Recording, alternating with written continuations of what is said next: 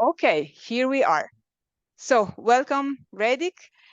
Thank you very much again for accepting this invitation. Let me know, please, when you want me to share the screen, and we can start. All righty. Well, first of all, thank you all for having me. Raffaella, thank you so much for allowing me this opportunity to be on the platform. And Magalie, thank you so much for hosting. And I'm just going to share my world as an interdisciplinary artist and take you on a bit of storytelling journey with my practice. And so here we go. There is a quiet space that I can dwell in. And when the world around me is so loud, I can come to here. Well, there are worlds within worlds, worlds within worlds. When the world around me is so loud, I can come to here. First slide. Thank you. Clap, clap from here. All right. My name is Redic, and I am an interdisciplinary artist. And it took me a moment to really come into that actualization that it's not, am I writing, am I singing, am I painting, am I creating clothing?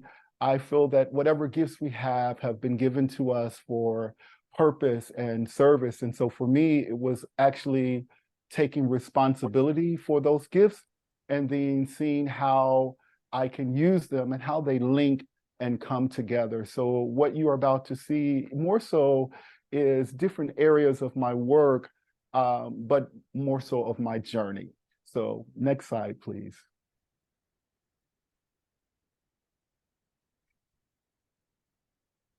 Next slide, thank you. So this is my, we're live. Can you see it? Yeah. Yes, this is my mantra here. I believe music is the soundtrack to life, and art is a snapshot of life. As an interdisciplinary artist, I aspire to give humanity songs, visual art, poetry, and fashion that reflect the human experience. And so as an artist, one of my mentors, she said something that was very powerful to me years ago.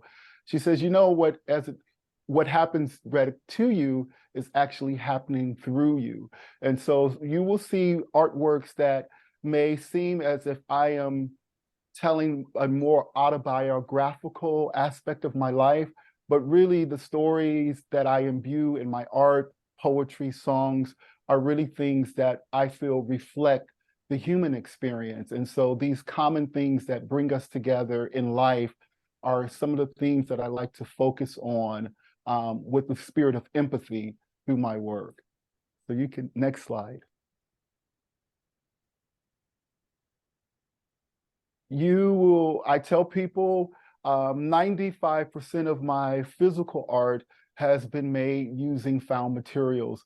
And so I tell people I am not collecting trash. I am transforming potential. And I believe by upcycling items from the past, we can actually see how we can upcycle ourselves to become better individuals. So there are these different metaphors of life and the way that I create my physical art, which is still connected to the other aspects of my life. So this is the rubble. And for me, when I'm seeing these types of sites, whether it's been in the cities that I've lived in Chicago, Los Angeles, Atlanta, and primarily in Shanghai, I'm finding things that speak to potential and taking those objects and transforming them. So the second slide is me working, and then the third is more of a completed process with some of the series that I create with the found materials. Next slide, please. You will see a lot of mirrors throughout my work. And so I would start with this piece here. This is called Spring Sundown. but I really want to focus on the mirrors because for me, again, the use of mirrors in my work is an opportunity for self-reflection. We are very much in the selfie generation, but I feel within my art, there's an opportunity for us to look through those mirrors and look inward. The next reason why I use mirrors in my work, I say in life, everyone has some type of breaking. Everyone has some type of, if you keep living, that comes with the human experience. But I believe that the longer you live, that even the broken and fragment pieces of our lives, in art, we call it mosaics. They come together and form this intricate tapestry. And then secondly, within my work, it is a reminder that any medium of art is powerful. And so because I am directly imbuing my work with information and storytelling, I take responsibility for the metaphors that I put in my work.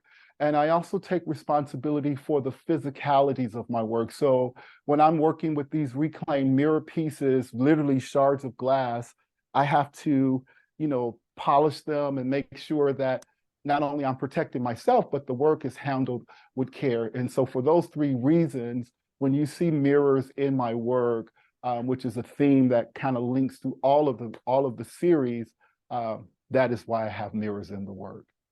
Next slide, please.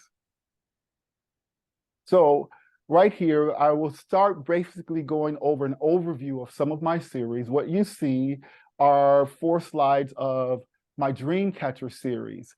And I wanted to take the original motif of Native American culture, where they would hang these big elaborate circles with feathers above the bed.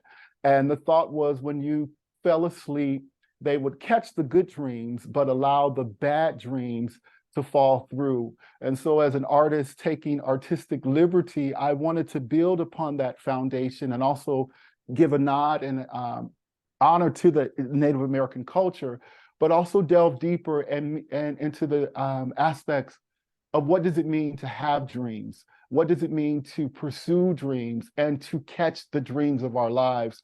And so within the Dreamcatcher series, that is the overarching theme, but I'm a storyteller at heart. And so within the individual works there, they have their own stories. Most times when I'm creating my work, it's a conversation that's going on. So I'm usually asking at best, who are you? Or what are you trying to say? So within all of the works that you will see, I can't go into all of the details of storytelling, but know that there's another layer of stories, but that's the overarching theme for the Dreamcatcher series. Next slide, please. So this is one of my Dreamcatcher series here, when you see circles with feathers, and it is called Why Not? And again, most of the work, if not all of the work, is also very much linked to my poetry and writing. It's not one or the other, it's linked together. And so it says, life is art. Living it courageously is an art form. Why not catch your dreams? Catch them with hearts and arms wide open. Life is art. Living it courageously is an art form. Why not? Next slide, please. This is another one of my Dreamcatcher series. I have been living in Shanghai for 13 years. So essentially the cities that I live in, the found materials become my backdrop. They are my canvases. And so this is an old ladder. Interesting enough about the Dreamcatchers, I usually find these old tabletops. And so when you think about the conversations and the meals that have been had around these tabletops that I transform into Dreamcatchers, I like to think that the work through the found materials in and of themselves, they have a bit of the history or the nostalgia of the people and the cities that have engaged with the work before I took them and transformed them into art. So this ladder here is a Dreamcatcher, but it's called The Climb. And it says The Climb, fraught with challenges, prepared for and unannounced. riddled with obstacles, real and imagined. Keep your footing. There are steep cliffs of isolation and solitude, onwards and upwards. The climb, with every reaching step, the dream is caught and blessings unfold. Thank you. Next slide, please. This series here is called my Sculptural Throne series. And I first started creating thrones over 20 years ago. And the story behind the thrones, you can see the detail, but these are all made reclaimed chairs. And so I like to think that within each of us, there is a royal essence, there is something that is of higher quality, but it takes someone saying, hey, you know, you have something, or us coming into that understanding that we are special, we are unique. And so within the Throne series, all of these, the technique is called paved encrusted. And so the stones for my Shanghai chapters, I used to, when I was in Los Angeles or Atlanta, I would buy the stones. But in Shanghai, most of these stones have come from the buildings and the homes and the houses that have been knocked down to make way for progress. So the stones that make up these sculptural thrones are coming from the everyday lives. One of the things, again, they have their own storytelling, but this is about the overarching themes. So within the Throne series, I like to say that there is room for individuality, but you can see I'm pretty much using the same materials, the same process, and expressing them in the way that, so for instance, this is a throne for Van Gogh and Gaia. This throne is called Arise. This throne is called Mr. Blue Cool. And so I like to think within our humanity, we can find ways to celebrate our individuality and cultivate our uniqueness. But at the same time, if we are mindful enough and humble enough, we can step back and also realize that we are still part of the same fabric, the same makeup, which is the human race. So that is the overarching themes. The stones represent strength. The seat cushions, I call them crowns. So they're always usually something soft and inviting to sit in. Now, mind you, they're not for sitting unless you buy them as a collector. This is literally, and it's not a craft series. This is a sculptural series that I take very seriously. But the seat cushions are always something soft and inviting to sit in. And for me, I feel like in moments in life, we need to feel that sense of security with the stones, but that same juxtaposition of the softness of the seats that also embraces us as well. So that is the overarching theme for my Sculptural Throne series. Next slide, please. This is a hybrid throne.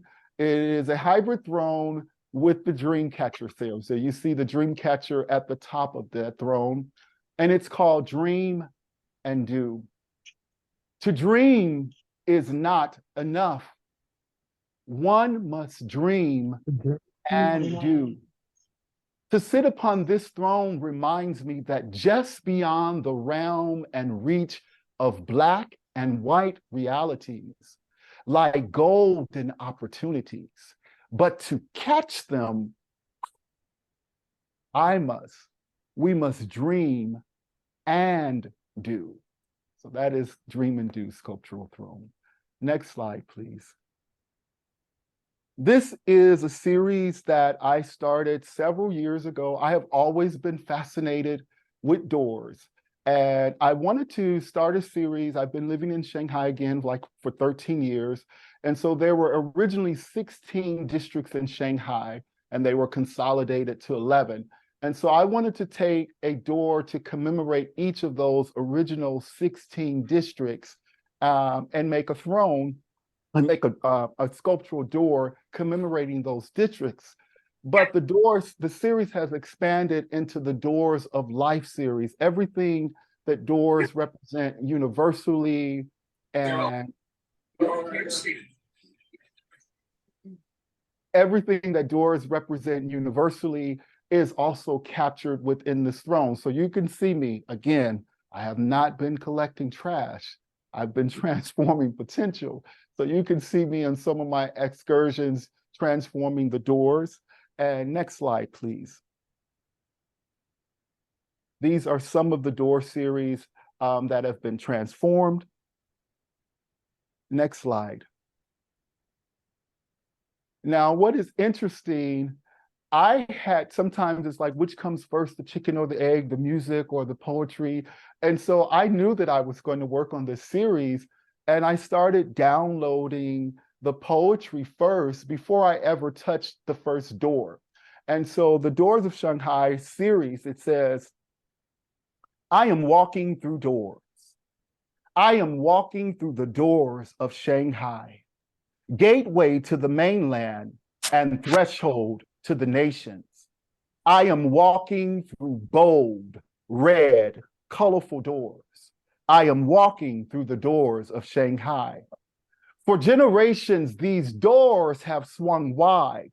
Their hinges squeak of the family histories of the 16 districts of Shanghai. Life that has passed, life that is, and life that is to come. Keys, keys, keys. I have been granted access. I am walking through doors, doors of imagination, both vivid and wonderful. I am walking through the doors of Shanghai, knowing that with each hello and goodbye, my destiny unfolds. I am walking through colorful red doors. I am walking through the doors of Shanghai. So I had the poetry downloaded already, and then I was excited to find my first door. And so these are this is actually a triptych 1, 2, Shanghai door number 1, 2, and 3. But again, for me, it's not am I painting, am I writing, am I singing? It's am I in flow. So for me, creativity is like water.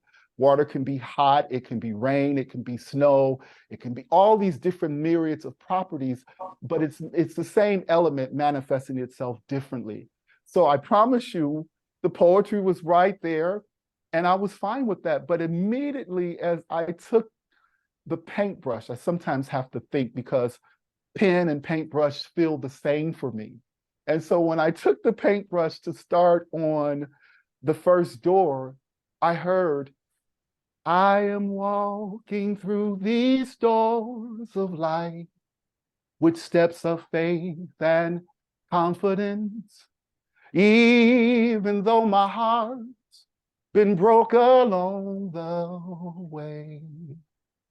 I keep on walking till I am running, and I keep on running till I am flying, and I keep on flying till I am soaring. So come walk with me through these doors. Walk with me through these doors of life.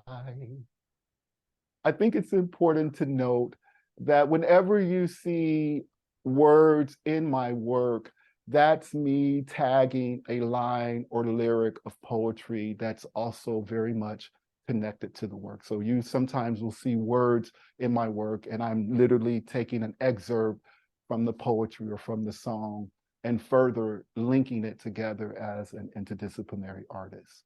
Next slide.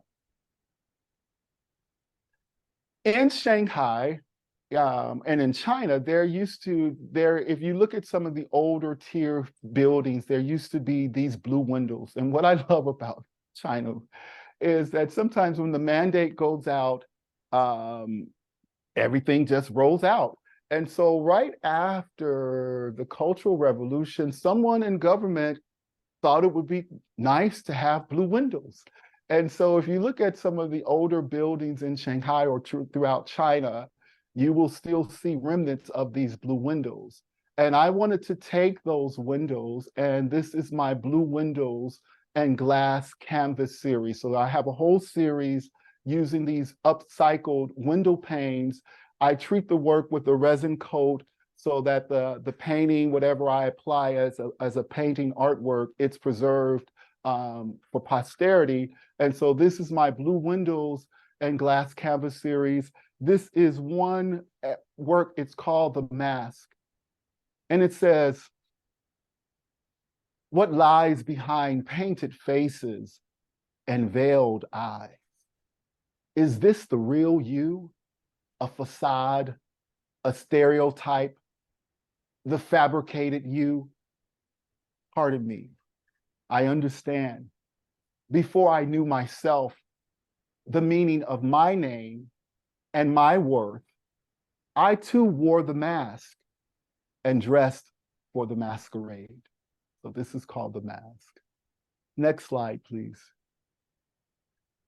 This is, when I lived in LA, I used to work a lot with palm trees. So once people got wind of what I'm doing, so another thing with my practice, I've had to learn how to get over myself thinking, what are people thinking about me, dragging these different items that I really see the potential in.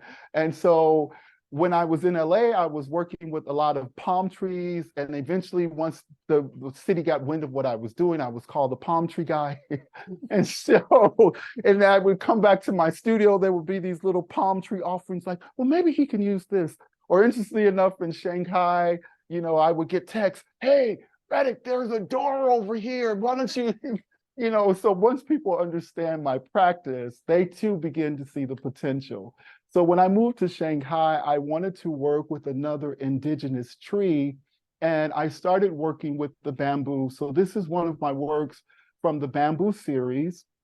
Within this series, there's that green sheer covering is a veil there.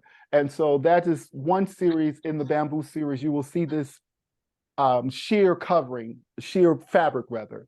I learn a lot about my art through sharing with others. And so I've given many tours and things like that. And so on one of the tours, this young lady, she says, Redic, did you get that fabric out of the bamboo? And I said, no. And she says, well, it's interesting that you chose that particular fabric because in certain bamboos, there's a sheer lining. So my bamboo series, I wanted to work with an indigenous tree. So within this series, you can see the bamboo. There's a sheer lining that I chose to connect for the bamboo series. I learn about my work as I share it through others. It's also an exchange. And so one young lady, she says, Redic, did you get this fabric out of the bamboo? I said, no. She says, well, it's interesting that you chose that particular sheer fabric for this series because in certain bamboos, there's a sheer lining that's in the texture there. For me, again, going back to being able to be transparent through my artistry, for me, that sheer transparency of fabric represents that I am courageous enough, sometimes crazy enough, to share my personal stories that relate to the human experience, but I'm not completely naked and exposed. That's why I use that sheer fabric. This piece is called It Could Have Been You, Homeless Covering. And I want to give just a little bit about this, the poetry, because again, through my artistry, I feel that it is a platform of service in bringing people to connectivity and our common humanity. So this piece says, she walks down the street to the rhythm of a nervous beat. If you look into her eyes, you see pain. His hands are in his pocket pants. He feels as if he's lost his chance. And if you look into his eyes, you see shame. Life never tells us, and fate does not prepare us for the things that put our minds at dis-ease. Are there warning signs to help us stay in line with the state we call peace of mind? Because it could have been you, it could have been me, standing on the corner, doing whatever it takes to survive. Oh, it could have been you, it could have been me, the one who's lost our hope. So before you start to judge, look in their eyes. Interestingly enough about this piece, anecdotal story. Sometimes the names and the titles come to me, other times they don't. And I don't like to force a title or an identity on my work. And so at one of my house tours that I've been known to give famously here in Shanghai and LA, a friend came over and he says, Redic, what's the name of this piece? And I said, it doesn't have a name. And he just looked at it and he says, I just see homeless. I'm like, homeless? What are you talking about? Get out of here, homeless. And then he comes back and brings more friends. Hey, you got to come to see Redic's art house. And he brings more people over several months later. And he says, Redic, what's the name of that piece? And I said, I still haven't found a name. And he says, I just see homeless. And then my own journey, there have been times where I didn't have a place to stay. But just like that green covering, my life has always been covered. My energy, my life has always been covered. And so my own story came back to me. And again, just one more nod, I'm using thrones, these throne chairs, these throne works that I'm creating. That is an old bamboo seat that you will see here in Shanghai. That humble beginning is sometimes all we have in life, and we go from there. So Preacher Redic, calm down. Next slide. This is my human experience series. I live in Shanghai. There are a lot of shops that open and close, and I wanted to start working with these reclaimed mannequin parts and further telling stories through these sculptural works of the human experience. So this is called United Arms. This work here at the very top is called Bosom of Life, and it says, time waits for no one. Drink from the bosoms of life, while you can. Next slide. And that's just me in the city finding these potential to transform. During the pandemic, I was invited with another great artist, my friend and brother, I know you're watching, Orlando Dega, and we had the opportunity to do an exhibition called Insights from Quarantine. And we really wanted to create an atmosphere, an environment where people can process what we all experience globally. And so Shanghai was one of the first to open up before we had our major lockdown. And so we were able to do the exhibition. And I go to the location where we're going to have the exhibition, and we're talking with the curator, and I just see all of these boxes just piled up. And that thing of potential, of seeing potential and hiding in plain sight was right there. And I said, I'm sorry.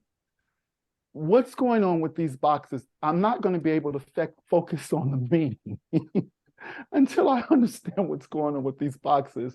And so one of the companies, many companies had converted to face mask shipping. And so I did 20 for 2020 on these reclaimed pandemic face mask boxes. And again, the materials that I use, they are my canvas. And so once I claimed those boxes and reinforced them, I was excited to explore that medium. All of my other series I will continue to return to, but for this pandemic series, I only did 20 for 2020. In this series, you will see arrows in the work. There are arrows there. And I feel like during that particular time, it's a common theme to humanity, but I wanted to use the arrows to symbolize our extra desire to know what next, what direction, what steps should I take. And so within this series, the 20 for 2020 pandemic series, you will see the arrows. This piece is called, Were You Able to Find the Silver Linings? Because even in sometimes the hardships or things that we experience in life, I still believe that there are silver linings. This piece here it was disposable face masks, but I took some of the typology from the boxes and also integrated them into the work. You can see the face mask integrated into this piece, and this piece is called The New Normal. Next slide, please. I wanted to discover magic in my work. And for me, the magic represents three things. First of all, because I'm using a lot of found materials to create my work, I believe that there is intrinsic value, intrinsic magic from the people that once held those objects. So this body of work has been primarily made in Shanghai, so the magic of Shanghai. And then whenever I'm working on a piece, whatever I have, I'm giving loads of Redic's energy, loads of my life into the piece. So there is my energy that is going on into the work. And without being religious or esoteric, I do believe in God, someone greater than myself. And I found a way. So literally in all of the works that you have saw, there is secret hidden UV paintings in the work. And so literally, if you give my work plenty of sunlight, sunlight charges it up. And then with a special UV lighting, this whole energy of magic comes through the work. And I like to say that the magic of life is always there. We just have to be willing to tap into it. The next series that you see here, you've been seeing my work. The thought came to me, what would happen if I put my work underneath a microscope? And so for all of the works that you see, I will go back in and with art direction, find these wonderful extractions and pull them out and find more art within the art. And so for me, it's a metaphor for paying attention to the details in life, making sure that we recognize the small things, and even seeing how once something is extracted, it has its own identity, but again, it's still connected to the whole. So these are two of my microscopic works, but all of the works that you've seen has this ability to pull out these standalone works within themselves. And before I seal the work, I'm also going back in and adding that element of secret UV phosphoric work to the work as well. Next slide, please. So this is an example of how fashion and art, they all link together with the performances. A lot of times when I have large concerts, you know, they have LED screens, and rather than put, you know, random things behind the work, you know, we're blowing up the images of my art. My band is usually like, okay, Redic, what are we wearing today? They're wearing some of the things that I've designed. This is an example of some of the clothing brands or my own artware that I have worked with, but it's still imbued with story, imbued with life, and all of the items or the artware, as I like to call them, have been mindfully made so that nod to sustainability and upcycling is still interwoven and very much linked across these other areas that I work in. Next slide, please. This is, can we go forward and come back to this slide? Next slide. So I just wanted to share that over the years of creating art in the way that I have been blessed and courageous enough to do, it has produced a platform of exhibiting art and linking all of the art. So I wanted to show this slide to show that usually at the exhibitions, you can scan QR codes, it becomes very immersive, and you can hear the storytelling. There are parts in the exhibition platform where we're able to, I'm also a collaborative artist, so where we work with other poets and other performing artists, and we literally perform the artworks together. So this slide was to show that how in the pursuit of creating, it has also produced a way of exhibiting art and sharing art.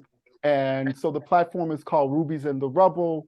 And now we are looking to tour this platform internationally, but it has been birthed organically and methodically here in Shanghai. So this is the exhibition platform. And one small plug, if you can find a way to bring this to your city, we would love to bring it there. Back to the last slide. I did good on time. I got 5 minutes here. I'm still. So this is the last slide, and I would love to, we use this as the promo slide, and this is called Determined to Bloom, the Rose That Grew Through the Concrete. And for most of the series, they have their own storytelling, they have their own identity. But with the Doors series, there was the one poem and the song that just said, nope, there's a song in this series too. And so for the Doors series, there's one poem and one song. And for this Determined to Bloom series, there is one poem. But I have expressed this way of blooming and fighting through the challenges, the difficulties of life, and still coming through. So this piece is called Determined to Bloom, and it says, the rose that grew through the concrete. In the most obscure places, you will find me. A hardcore anomaly that will catch you off guard. Stereotype, ostracize, criticize, marginalize. It does not matter. My DNA is programmed to survive and thrive. Long before foundations of cemented jungles were poured, the seed and essence of my soul was firmly established and sown in the deep, dark soil. And now, it is time. Spring up a well within my soul. Spring up a well and make me whole. Spring up a well and give to me life more abundantly. Crack, crack, crack. Crack, crack, crack. Break through the cracks. I am the rose that grew through the concrete. We are the roses that grew through the concrete, flourishing, radiant, determined to bloom. Thank you.